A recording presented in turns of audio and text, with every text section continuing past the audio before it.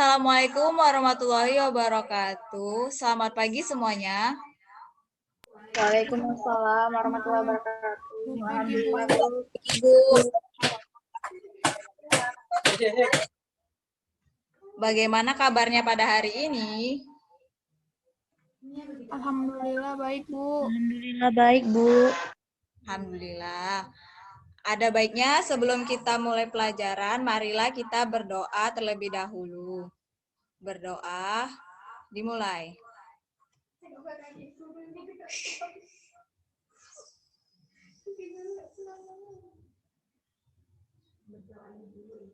Berdoa selesai.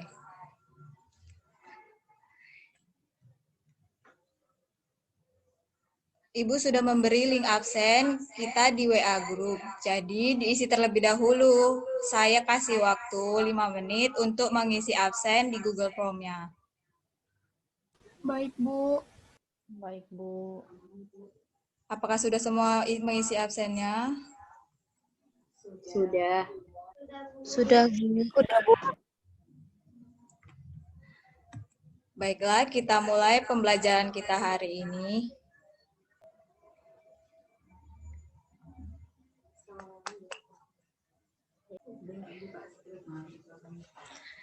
Pada hari ini, pembelajaran kita mengenai sistem sirkulasi. Nah, tujuan pembelajarannya kalian dapat bisa melihat pada PPT berikut ini ya.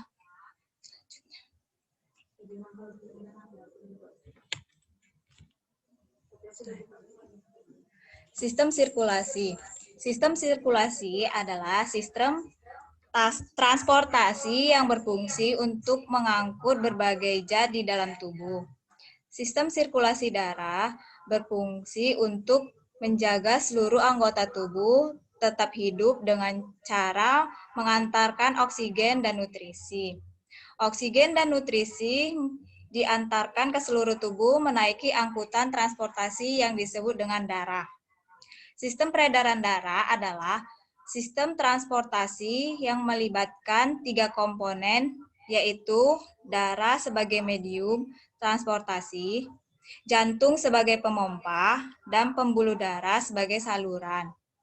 Sistem artinya darah dialirkan melalui suatu pembuluh dan ganda artinya melewati jantung sebanyak 2 kali. Nah, darah.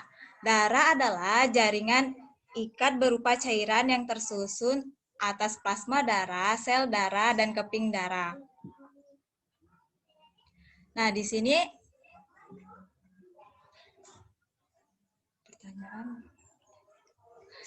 ada pertanyaan. Nah, siapa yang bisa menjawab apa saja fungsi darah? Saya, Bu. Ya, silakan Miftah. Jadi fungsi dari darah itu yang pertama mengangkut oksigen dari paru-paru ke seluruh tubuh. Selanjutnya mengangkut sari-sari makanan, mengangkut sisa-sisa metabolisme, mengedarkan hormon untuk kinerja tubuh, mengatur pH dan suhu tubuh, dan yang terakhir melawan penyakit karena mampu menghasilkan antibodi. Terima kasih. Terima kasih ya Miftah.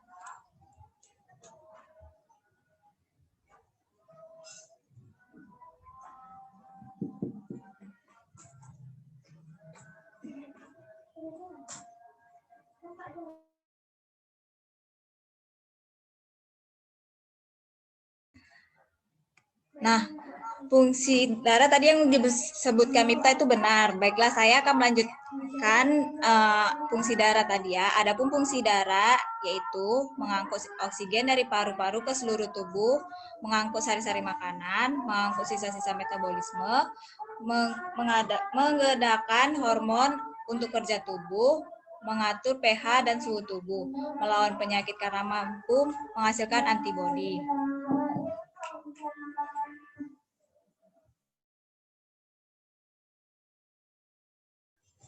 Nah, selanjutnya komponen darah. Nah, komponen darah ini terdapat plasma darah. Darah berbentuk cair sebenarnya itu adalah plasma.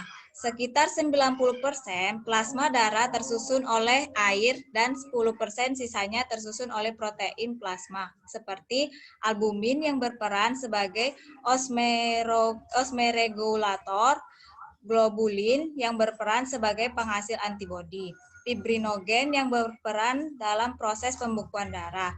Antibodi adalah zat yang dihasilkan oleh globulin.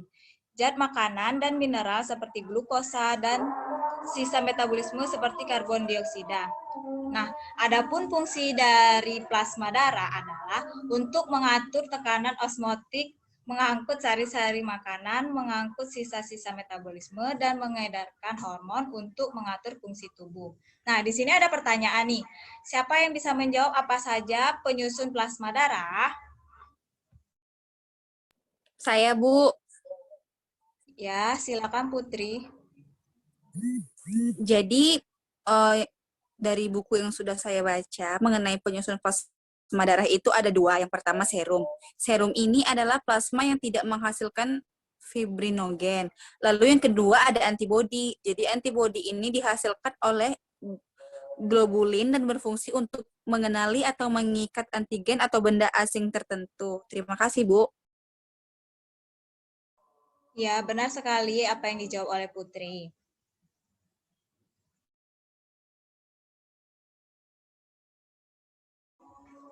Nah, selanjutnya yang kedua itu sel darah merah. Sel darah merah atau dikenal sebagai eritrosit adalah sel darah yang berwarna merah. Warna merah disebabkan oleh adanya kandungan hemoglobin. Hemoglobin adalah senyawa yang berfungsi mengangkut oksigen dan karbon dioksida melalui pembuluh darah. Eritrosit berbentuk kepingan bikonkav dan tidak berinti dengan diameter 8 mm dan ketebalan 2 mm. Kadar eritrosit di dalam darah manusia dipengaruhi oleh usia, jenis kelamin, dan lingkungan. Proses pembentukan eritrosit berlangsung di dalam sumsum tulang belakang dan prosesnya dikenal dengan istilah eritropoiesis. Sel darah merah ini memiliki masa hidup 120 hari. Nah, yang ketiga, sel darah putih atau leukosit. Leukosit merupakan istilah lain dari sel darah putih.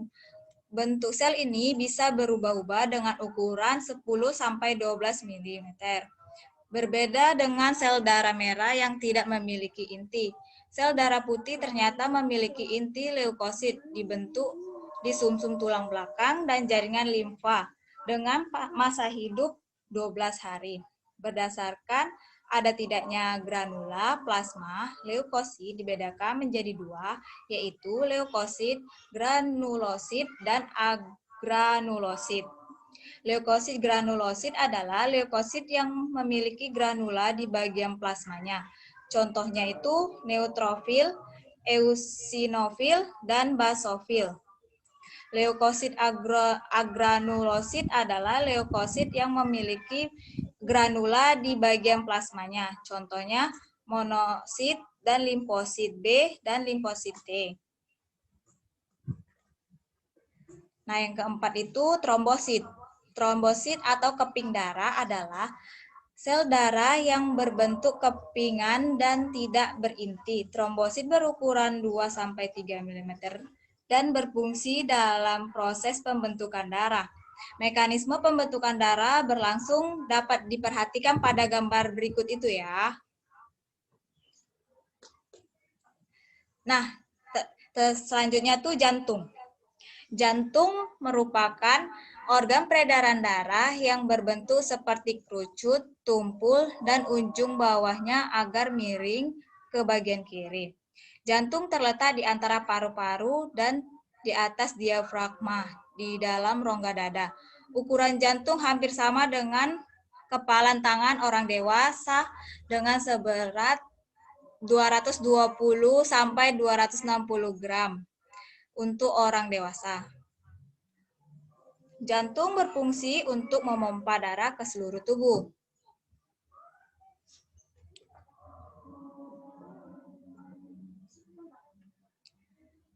Nah, ada pertanyaan ya di situ. Siapa yang bisa menjawab? Jelaskan bagian struktur jantung.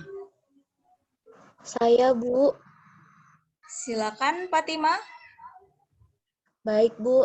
Struktur jantung itu terdiri dari 4 bagian, di mana bagian pertama itu adalah bagian terluar jantung yang dibungkus oleh membran perikardium, di mana membran ini berupa kantong dengan lapisan ganda dan dapat membesar dan mengecil. Selanjutnya, bagian kedua yaitu adalah dinding jantung, di mana dinding jantung ini terdiri dari 3 lapisan, yaitu epikardium, miokardium, dan endokardium. Selanjutnya, bagian ketiga yaitu jantung memiliki 4 ruangan, yaitu 2 serambi dan 2 bilik, di mana serambi ini berfungsi untuk menerima darah dari seluruh tubuh, sedangkan fungsi bilik ini adalah untuk memompa darah keluar jantung. Selanjutnya, untuk bagian yang keempat, yaitu adalah jantung terdiri dari 3 katup atau valvula, di mana valvula ini bikuspidalis atau terletak antara serambi kiri dan bilik kiri. Vulva tricuspidalis terletak antara serambi kanan dan bilik kanan, dan vulva seminularis yaitu terletak di pangkal aorta dan arteri. Terima kasih, Bu. Ya, benar sekali. Terima kasih pada Fatima. Nah, selanjutnya ini pembuluh darah. Pembuluh darah merupakan saluran tertutup yang bercabang-cabang. Fungsi pembuluh darah adalah mengalirkan darah ke jantung, lalu kembali ke jantung. Terdapat 3 pembuluh darah utama, yaitu arteri, vena, dan kapiler. Nah, yang pertama pembuluh darah arteri adalah pembuluh yang pangkalnya ada di bilik jantung. Pembuluh ini berfungsi untuk membawa darah ke jantung. Ciri-ciri arteri ini yang pertama dindingnya tebal dan elastis, yang kedua jika diraba denyutnya dapat dirasakan. Nah, yang ketiga tekanan darah yang melewati arteri umumnya kuat. Yang keempat memiliki sebuah katup tepat di luar bilik yaitu pulpa semilunaris. Nah, selanjutnya ada pertanyaan nih. Siapa yang bisa menjawab? Jelaskan macam-macam arteri. Saya, Bu. Ya, kepada Maya saya persilakan. Arteri itu dibagi menjadi 3 kelompok, yaitu pertama aorta, yaitu ialah arteri yang ukurannya paling besar dan berpangkal di bilik kiri. Yang kedua itu arteri pulmonalis, ialah arteri yang membawa darah jaya karbon dioksida dari jantung ke paru-paru. Dan yang terakhir itu arteri koroner, ialah arteri yang berfungsi untuk memberi makanan dan oksigen untuk sel-sel jantung, Bu. Ya, benar sekali apa kata Maya. Nah, selanjutnya ini pembuluh pena adalah pembuluh yang berfungsi untuk membawa darah kembali ke jantung. Ujung pembuluh ini berada di serambi jantung. Ciri-ciri pena adalah ciri-ciri pembuluh pena sebagai berikut. Yang pertama, memiliki dinding yang tipis dan kurang elastis. Yang kedua, dapat menampung 75% darah. Yang ketiga, terletak di dekat permukaan tubuh. Dan yang keempat, memiliki banyak katup di sepanjang pembuluh. Macam-macam pena. Yang pertama itu, pena cava adalah pena terbesar yang ujungnya di serambi kanan. Pembuluh ini berfungsi untuk membawa darah kaya karbon dioksida kembali ke jantung. Pena cava ini dibagi menjadi 2, yaitu pena cava superior dan inferior. Yang kedua, pena pulmonalis adalah pena yang membawa darah kaya oksigen dari paru-paru ke jantung. Nah, yang keempat, pena porta hepatica adalah pena yang berfungsi membawa darah dari berbagai organ pencernaan dan masuk ke hati. Nah, yang C adalah kapiler. Pembuluh kapiler memegang peran penting dalam proses pertukaran zat di dalam darah. Nah, adapun fungsi kapiler adalah yang pertama menjadi penghubung antar anterior dan penula. Yang kedua mengambil zat-zat yang dibutuhkan dari kelenjar. Yang ketiga, menjadi tempat terjadinya pertukaran zat antar darah dan cairan di dalam jaringan. Yang keempat ini menyaring darah di dalam ginjal. Yang kelima, menyerap zat-zat makanan dari usus. Ciri-ciri kapiler yang pertama itu berbentuk halus, dinding selnya sangat tipis, memiliki diameter 0,008 mm, area kapiler sangat luas. Nah, selanjutnya ini peredaran darah pada manusia. Nah, di sini siapa yang bisa menjawab? Ada berapa mekanisme peredaran darah pada manusia?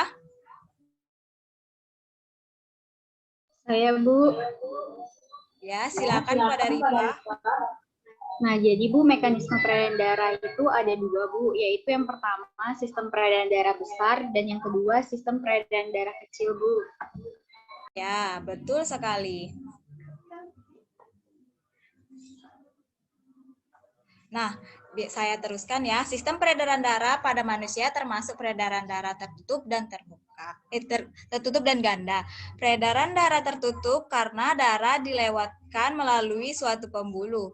Peredaran darah ganda karena terdiri dari peredaran darah besar, yaitu dari jantung ke seluruh tubuh, dan peredaran darah kecil, yaitu dari jantung ke paru-paru. Yang pertama tuh tadi yang betul yang dijawab Ripa, yang mana sistem peredaran darah besar. Nah, berikut yang digambar itu siklus peredaran darah. Nah, kalian bisa lihat bagaimana siklusnya ya. Yang kedua, sistem peredaran darah kecil. Nah, berikut itu siklus peredaran darah kecilnya ya. Sebelum mengakhiri pembelajaran kita, adakah yang bisa menarik kesimpulan pada pembelajaran kita hari ini? Saya, Bu. Ya, kepada Sherly, silahkan. Baik, terima kasih, Bu. Kesimpulan pada pembelajaran ini itu sistem sirkulasi adalah sistem transportasi yang berfungsi untuk mengangkut berbagai zat di dalam tubuh. Sistem sirkulasi darah berfungsi untuk menjaga seluruh anggota tubuh tetap hidup dengan cara mengantarkan oksigen dan nutrisi. Oksigen dan nutrisi diantarkan ke seluruh tubuh, menaiki angkutan transportasi yang disebut dengan darah. Sistem peredaran darah adalah sistem transportasi yang melibatkan 3 komponen, yaitu darah sebagai medium transportasi, jantung sebagai pemompa, dan pembuluh darah sebagai saluran. Sistem peredaran darah pada manusia bersifat tertutup dan ganda. Tertutup artinya darah dialirkan melalui suatu pembuluh dan ganda artinya melewati jantung sebanyak 2 kali. Terima kasih, Bu. Ya, terima kasih ya Sherly sudah menarik kesimpulan pada pembelajaran kita hari ini. Nah, saya sudah memberi 3 buah link video melalui grup WA, yang mana isi video tersebut itu hampir sama pembahasan kita pada hari ini. Nah, jadi tugas kalian secara berkelompok dan Ibu telah memberikan lembar kerja di ruang tugas atau Google Classroom, yaitu kalian menyajikan atau membuat hasil laporan mengenai kelainan atau gangguan penyakit pada sistem sirkulasi, serta pemanfaatan teknologi untuk mengatasi. Nah, pengerjaan ini dilakukan selama 1 pekan ya. Iya, Bu. Baik, Bu. Terima kasih kalian telah mengikuti pelajaran hari ini. Marilah kita mengucapkan Alhamdulillah. Saya akhiri. Wassalamualaikum warahmatullahi wabarakatuh.